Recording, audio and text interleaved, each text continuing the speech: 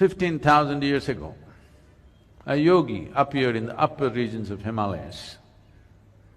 Nobody knew where he came from, his antecedents were completely unknown. So people gathered around him because he was such a phenomenal presence. A large group of people gathered like this.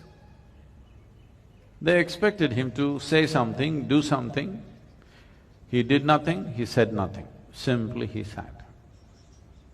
If I simply sat here for 2 hours, I can imagine, within 15 minutes, those people in the last few rows, and they will slowly, still there's time for the cinema, let's go.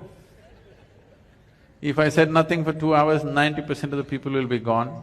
If I said nothing for 6 hours, only a few hardcore ones will hang on, rest are all gone. Same happened to him. He said nothing, did nothing, simply sat still. Not for a day, not for a week, for months on end, he simply sat still.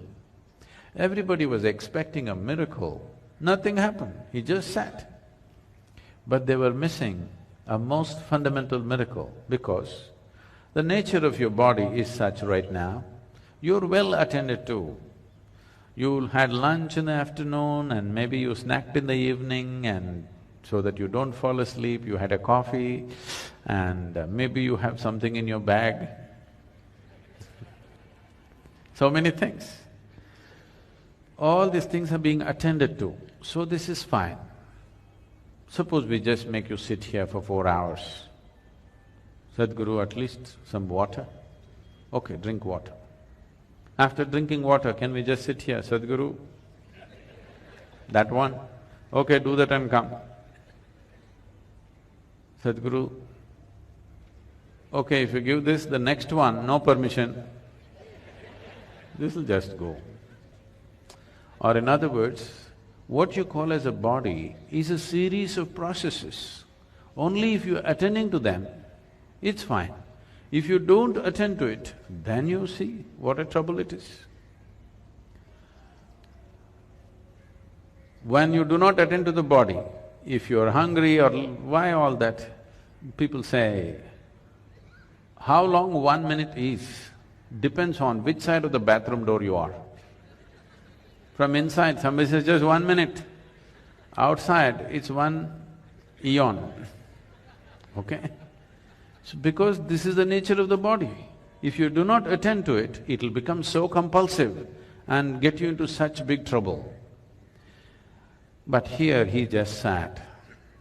He neither ate, nor drank water, nor went to attend to nature's calls, simply he sat still.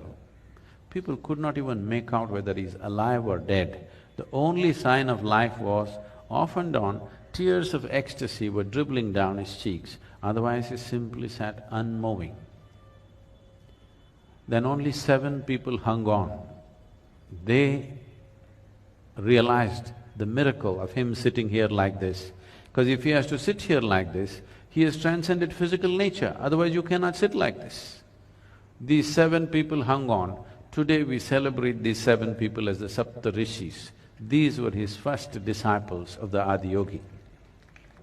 So this adiyogi just sat there, these 7 people showed interest. He told them, this is not for you, this is not entertainment. But they said, no, we're willing to do anything. He gave them a few preparatory steps. They prepared for many years. Then one day when the solstice was shifting, just now, we shifted from summer solstice to winter solstice on December 22nd. It'll again happen on June 21st, and this coming June 21st is significant for the world because this is the day when Adiyogi first turned south and gave his teaching. Because the sun turned south, he turned south and started explaining the mechanics of being human. On this day, fortunately, the world, the United Nations has declared the World Yoga Day because the yoga began on that day. This incredible process of exploring the human mechanics went into the process. This predates all religion. When there was no religion on the planet, 15,000 years ago, He went into the mechanics of what it means to be human, and various aspects happened. He opened up 112 different ways in which a human being can attain to his ultimate nature. And when people asked, especially his wife Parvati asked, why not more? Why only 112?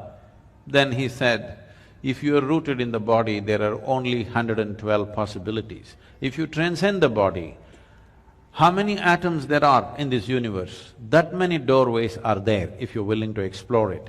But if you're rooted in this body, there are only 112 ways, and the whole yogic system subscribes to this even today because nobody has found more ways. Any number of yogis have explored in 1,000,000 different ways, but there is no other doorway. In this body, there are 112 ways into which you get there.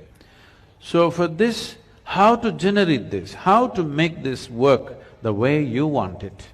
So this whole mechanics, he started, Adiyogi explored for many years, and he gave this elaborate knowledge to the world, and then asked these 7 people to go in 7 different directions in the world.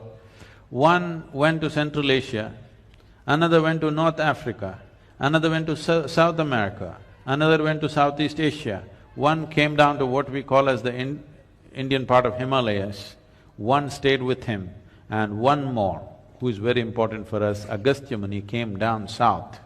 He is known as the father of southern mysticism because he did not spare a single human habitation south of the Vindhyas.